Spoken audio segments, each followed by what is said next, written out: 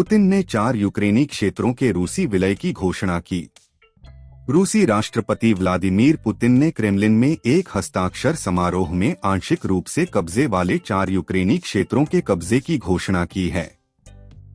Ukraine पश्चिमी देशों और संयुक्त राष्ट्र महासचिव ने इस कदम की निंदा की है, जो 24 फरवरी को रूस के आक्रमण के साथ शुरू हुए युद्ध में एक बड़ी वृद्धि का प्रतिनिधित्व करता है।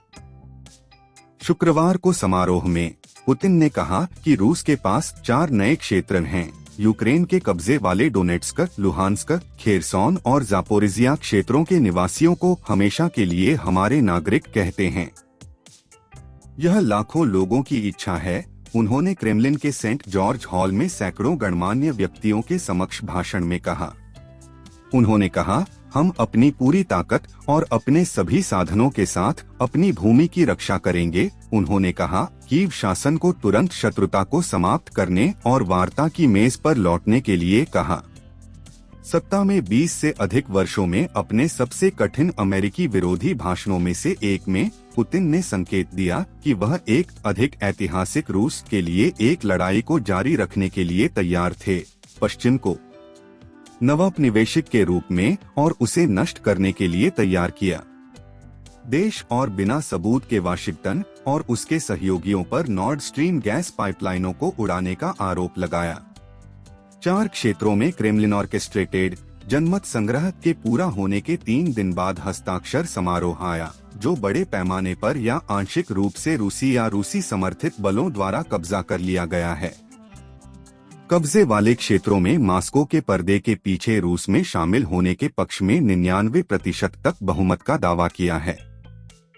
पश्चिमी सरकारों और कीव ने जल्दबाजी में आयोजित किए गए वोटों को अंतर्राष्ट्रीय कानून के उल्लंघन के रूप में खारिज कर दिया है और आरोप लगाया कि वे जबरदस्ती और पूरी तरह से गैर प्रतिनिधित्वपूर्ण थे।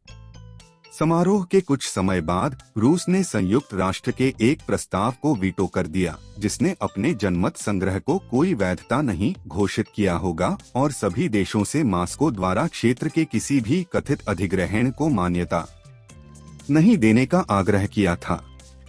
15 सदस्यीय में संकल्प पर वोट सुरक्षा परिषद 10 से 1 थी, जिसमें चीन, भारत, ब्राजील और गैबोन शामिल नहीं थे।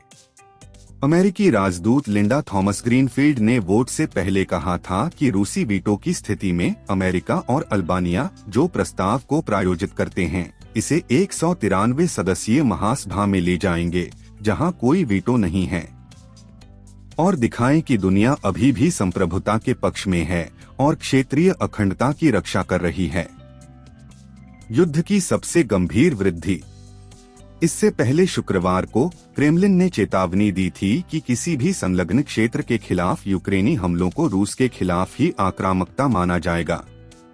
अपने भाषण में पुतिन ने कहा कि रूस अपने निपटान में हर तरह से अपने नए क्षेत्र की रक्षा करेगा। रूस के विलय का सटीक विवरण स्पष्ट नहीं है, लेकिन ऐसा प्रतीत होता है कि रूस क्रीमिया के अलावा यूक्रेनी क्षेत्र के लगभग 109,000 वर्ग किमी 42,000 वर्ग मील या लगभग 18% पर दावा कर रहा है, जिसे रूस ने 2014 में कब्जा कर लिया था। यदि रूस पूरे क्षेत्र पर नियंत्रण स्थापित कर सकता है, तो उसका दावा है, पुतिन ने लगभग 136,000 वर्ग किमी 52,510 वर्ग मील या यूक्रेन के 22% से अधिक पर कब्जा कर लिया होगा, जिसकी सीमाओं को रूस ने सोवियत संघ के पतन के बाद एक संधि में मान्यता दी थी। संयुक्त राज्य अमेरिका और यूनाइटेड किंगडम ने इस कदम के जवाब में रूस के खिलाफ नए प्रतिबंधों की घोषणा की है, जो अमेरिकी राष्ट्रपति जो बिडेन ने कहा कि उन लोगों को नुकसान होगा जिन्होंने एनेक्सेशन ड्राइव को राजनीतिक या आर्थिक सहायता प्रदान की थी। हम इन कदमों की निंदा करने और रूस को जवाबदेह ठहराने के लिए अंतर्राष्ट्रीय समुदाय को रैली करेंगे, बिडेन ने एक बयान में कहा। हम यूक्रेन को अपने बचाव के लिए आवश्यक उपकरण मुहैया कराना जारी रखेंगे। रूस के अपने पड़ोसी की सीमाओं को फिर से बनाने के बेशर्म प्रयास से प्रभावित नहीं होगा।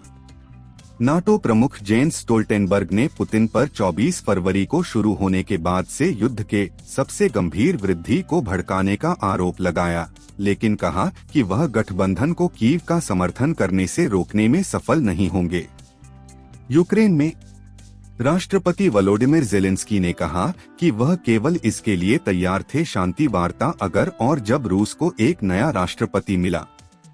उन्होंने यह भी घोषणा की कि यूक्रेन औपचारिक रूप से नाटो की फास्ट ट्रैक सदस्यता के लिए आवेदन कर रहा था, जिसका मॉस्को ने कड़ा विरोध किया और रूस पर हत्या, ब्लैकमेल, दुर्व्यवहार और झूठ का उपयोग करके सीमाओं को फिर से बनाने का आरोप लगाया।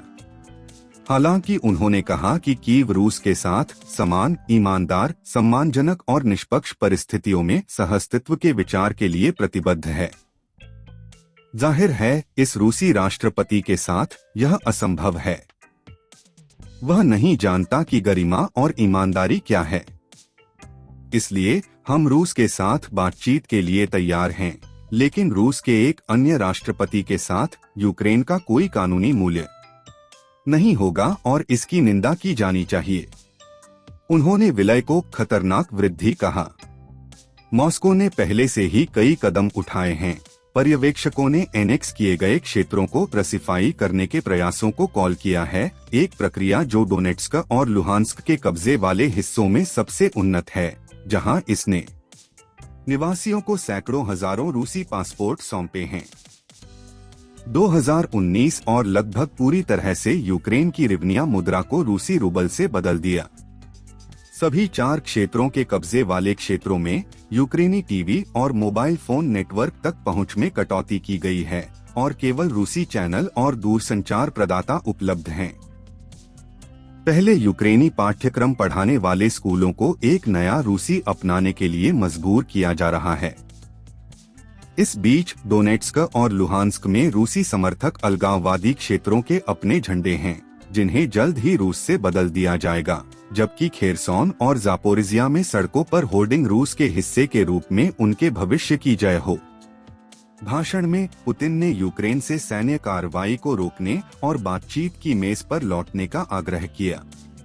यूक्रेनी सरकार ने रूस द्वारा जब्त की गई सभी भूमि को फिर से हासिल करने का वादा किया है और कहा है कि क्षेत्रों पर कब्जा करने के मॉस्को के फैसले ने वार्ता की किसी भी संभावना को नष्ट कर दिया है। पुतिन ने रूस को उपनिवेश और गुलामों की भीड़ में बदलने के प्रयास के रूप में संघर्ष में यूक्रेन के पश्चिम के समर्थन की निंदा की। पुतिन ने शुक्रवार को सोवियत संघ का जिक्र करते हुए कहा, यूएसएसआर के पतन के बाद पश्चिम ने फैसला किया कि दुनिया को हमेशा के लिए अपने हुक्मों को मानना होगा। पश्चिम को उम्मीद थी कि रूस इस तरह के हुक्म का सामना नहीं कर पाएगा और अलग हो जाएगा, लेकिन रूस का पुनर्जन्म और मजबूत हुआ है। फिर भी ब्रिटेन में बाथ विश्वविद्यालय में सुरक्षा के एक वरिष्ठ व्याख्याता पैट्रिक बरी ने भाषण को नोट किया, जो वैश्विक दर्शकों के लिए अधिक लक्षित लग रहा था। इसमें क्षेत्र के संदर्भ में यूक्रेन के लिए कोई विशिष्ट अल्टीमेटम नहीं था और न ही इसमें परमाणु वृद्धि का उल्लेख शामिल है। चूक रूस से अधिक तत्काल खतरे की कुछ चिंताओं को दूर करती है। दोस्तों, आपको ये वीडियो कैसा लगा? अगर पसंद आया हो तो लाइक, कमेंट और सब्सक्राइब करें। धन्यवाद।